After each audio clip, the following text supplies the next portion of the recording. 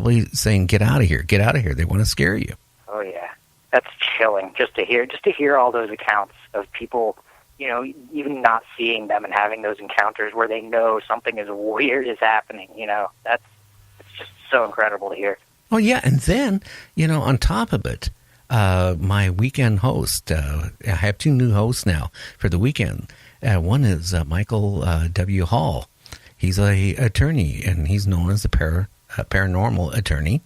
He kind of specializes in UFOs, but one of his guys in his group, was mentioning he was going out in the woods deep on a path, and all of a sudden these big rocks were thrown in front of him, and they were big enough where they were taking out like 12-inch trees and knocking them over.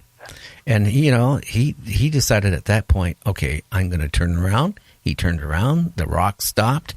He wasn't bothered anymore, but he left. Wow. When you get the signal, you know when to go.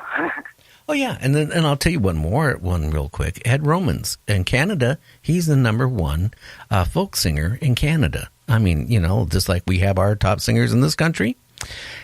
He wanted to be on my show back here about 5 months ago with a story that him and his dog, he lives out in the country area, wooded area. He decided to go for a long walk like he normally does. And he was going down this somewhat of a path out in the woods. And about 1,000 feet in front of him, he saw a Bigfoot. And the Bigfoot saw him. And next thing he knew, that the Bigfoot started running after him. It went from 2 legs down to 4, to 2 to 4. And that's exactly what I remember. And it chased him to a certain distance. And then he turned around, when he was almost out of wherever he was at. It wasn't there. But he contacted the authorities, and I guess the authorities, because he's famous, did a little bit more research than they normally would. And one of the researchers said that they have had a lot of accounts of Bigfoot in that area. Interesting. It's always great to hear because for some strange reason in our culture, people who are more famous have more clout. But it's crazy to even hear it from their mouths, and then like you said, all of a sudden it's being taken slightly more seriously. Well, my friend that was with me, and I've said this on my show, he just did his internship. Okay, he was opening up. Matter of fact, when he got back from our trip, he was going to open up his medical practice. His father was a Superior Court judge in a local county. His brother was a criminal attorney, well known. And you know what he told me? We had a good friendship, but you know what he said? I hate to say this, Gary.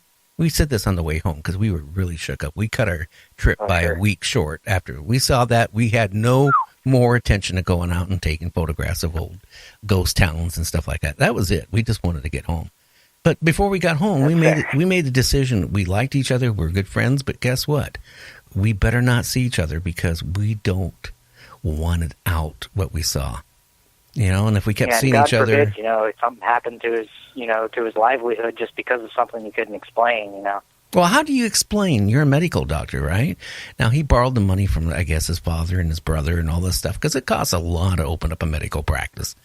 But can you imagine, okay, you open up a medical practice and all of a sudden, people go, oh, that's the Bigfoot doctor. How many people would not go to that doctor? Oh, absolutely. So, a lot of people... That kind of almost reminds me of Dr. Johnson, how he's got his practice going on. It amazes me that he's able to even have that, while still having his beliefs and whatnot. Yeah, some people, they can pull it off. I mean, I know at that time I was running like 3 major businesses, fairly large. I if it would have got out, if I would have started telling people, hey, I saw a Bigfoot, no boy, I wouldn't have had the job any longer. I just know that. Some people just have that automatic reaction. As soon as they hear something that they think that they don't want to hear, or they don't want to believe, I don't even want to talk to that person anymore. I don't want to hear anything that person has to say. I saw something on Facebook where someone was like, I'm sure it was all fake, keyboard warrior kind of stuff, but people were like, oh, I fired 2 people because I heard them talking about Bigfoot, and I don't want to have anybody in my, it's just ridiculous. Well, you know what? I mean, it depends on your business. I mean, if you got a credible business and you have employees talking about UFOs or Bigfoot, I think UFOs are more accepted talking about UFOs, especially now after what Trump did today.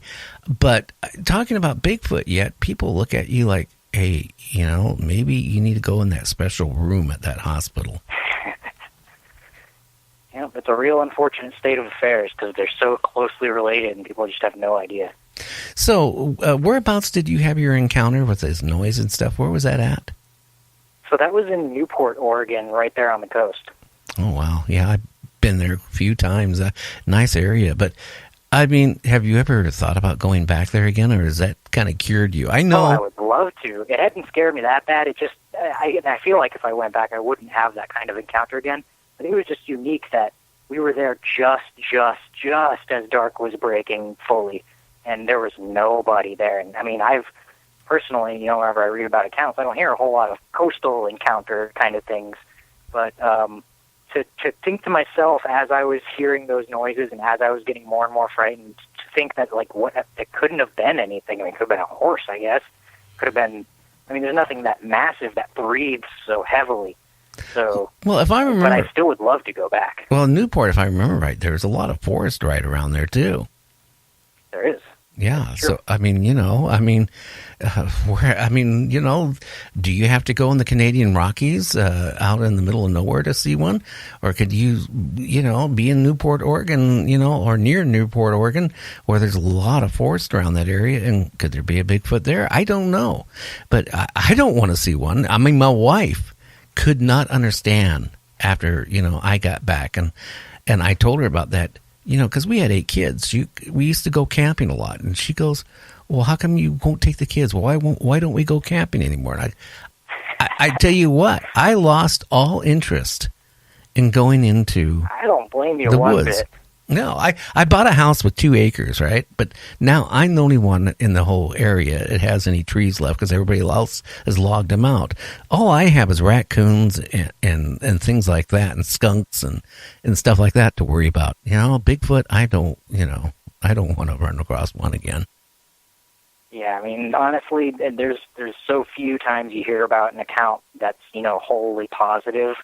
That most of the time they're just being territorial. They just want you gone, and I am more than happy to oblige. That like I said when we were on the boardwalk, that even though I didn't get any physical sense that I was in danger, the sounds and the way it was following us, it just felt like, oh, that's the stalking noise. I'm getting away from that.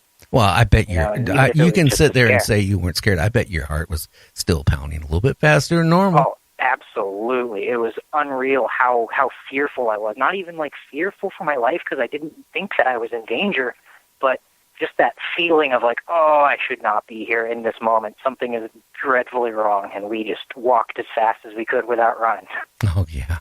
Now, do you got a pen or a pencil or a pen or paper or anything there next to you? I'm gonna give you my email address. You get a chance, okay? Email me. I'll have Linda tomorrow. Email you back. We'll, give me your address and all that stuff. We'll send you a book out. Okay. It'll go out later in the week. Believe me, I get a lot of books. I mean, because it's a paranormal show, so everybody writes a book. I get a copy of it. I mean, every day I get books. And I do make a point every time I have a guest on who has sent me a book. I read the whole book before I bring them on, so I can ask them the questions. So, I mean, hey, what can I say? But anyway, it's Motorcycle Talk by Gary at gmail.com. That's Motorcycle Talk by Gary at gmail.com. Excellent.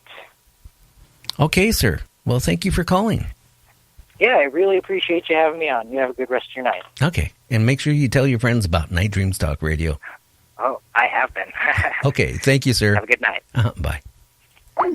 So anyway, hey, we actually got a call in tonight. At least Skype is working right this second anyway. Gary and his guests, the phone lines are now open. Call Gary at 1-253-203-6695. Yeah, that's 1-253-203-6695. Do you have a scary story? Have you been out in the woods? Have you encountered a Bigfoot? Or have you been out and ran into a Mothman if you live in the Midwest? Or black-eyed children? Have you ever run across those? Well, if you have, give us a call at 1-253-203-6695. And let's see if we can maybe get another call in here and see. I'm going to try something different. I am going to reset this and see if that makes it work. Hopefully. And again, you can give us a call at 1-253-203-6695. Boy, scary stories. My wife still doesn't understand after I ran into that encounter with the Bigfoot why I wouldn't go camping. Well, you know what?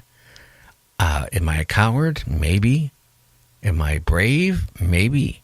Am I smart? Definitely. I would never myself go back in the woods after that. I mean, it was an encounter that if anybody could have an encounter in hell, that was it. Was it a man dressed in a monkey suit? No frickin' way. I can tell you that thing ran really fast, and it took a couple of steps, and then it went down to all fours and then back up again.